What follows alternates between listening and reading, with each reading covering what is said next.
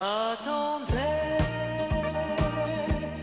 le jour et la nuit, j'attendrai toujours ton retour. Grégoire, il faudra vous expliquer avec les téléspectateurs sur vos choix musicaux quand même. C'est très hétéroclite. Bon, Sophie l'a évoqué, effectivement, hier il y avait un Nantes-Saint-Etienne rempli d'émotions. Exactement, c'était le premier match au Stade de la Beaujoire et le premier match tout court pour les Nantais depuis la disparition de Nino Sala. Voilà, un hommage, on regarde les images, Stade de la Beaujoire et l'émotion qui était vive sur le terrain et dans les tribunes. Les quelques 29 000 spectateurs présents ont donc rendu hommage à l'Argentin disparu le 21 janvier dernier. Émotion qui est même montée d'un cran lorsque le match a été arrêté par l'arbitre à la 9e minute en référence au numéro d'Emiliano Sala avec Nantes. L'entraîneur Vahid Halilhodžić a eu du mal à contenir ses larmes. Et côté résultat, Nantais et Stéphanois réduits à 10 à la pause se sont neutralisés un partout. Ouverture du score des Verts par Cabella. Égalisation nantaise par Waris. Saint-Etienne est 4e, Nantes 14e. Et je rappelle le podium, PSG, Lille et Lyon. Encore du foot avec Strasbourg qui ira défier Guingamp en finale de la Coupe de la Ligue. Les Alsaciens à domicile ont battu Bordeaux qui marque en premier, pourtant au quart d'heure de jeu par Sankaré. Mené à 0 à la pause, les Strasbourgeois égalisent à la reprise par Ajorc et Strasbourg qui passe devant grâce à Motiba, motivé, qui s'offre un doublé, le garçon. Et Bordeaux qui va réduire le score par Briand, mais qui ne brille pas et qui s'incline 3-2.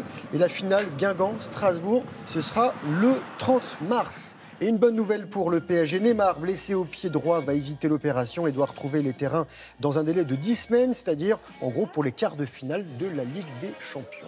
Je croyais qu'il lui coupait le pied. Ou l'herbe sous le pied, de toute façon. Ouais. Très belle saison pour Strasbourg. On en reparlera. Il y a eu du basket. Du basket européen. Alors, avec 3 clubs français et du bon et du bon. Voilà, du bon. On regarde les Manceaux pour commencer.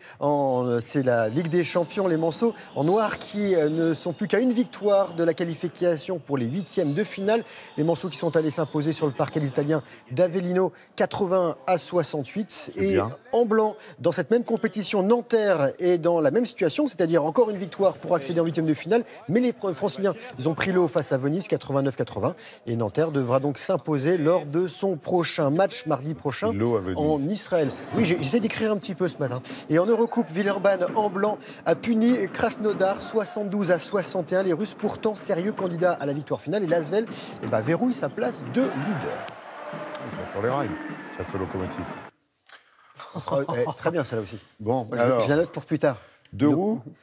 Alors, il y a certains qui ont des drôles de façons de faire du vélo. Je propose de les accrocher. Regardez, on va prendre de la hauteur avec Christ Kyle. Il a décidé de prendre un peu de hauteur, 210 mètres au-dessus du sol. Il est sorti d'un hélico en marche. Voilà, le rider de BMX écossais a réalisé un saut de 4 mètres pour atterrir sur une rampe au sommet du célèbre hôtel Burj Al Arab à Dubaï. Alors, notez qu'il y avait beaucoup de vent et surtout que le garçon, il a le vertige.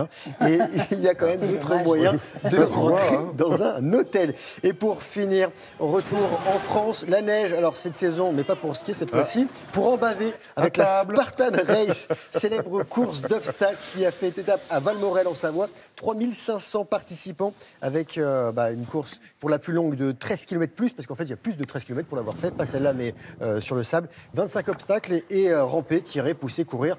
Grosse transpiration. Limite, voilà. Victoire de Jérémy Gachet en 1h46 et de Jazébel Kremer en 2h20 chez les femmes. Et Laurent, je vous ai inscrit pour la prochaine qui se passera au mois de mars au Stade de France. Super, s'il y a une tartiflette au bout, ça marche. Au bout, il y en aura. Ok. C'est fini ? C'est fini. Merci Grégoire, merci pour les infos, les images et votre sourire.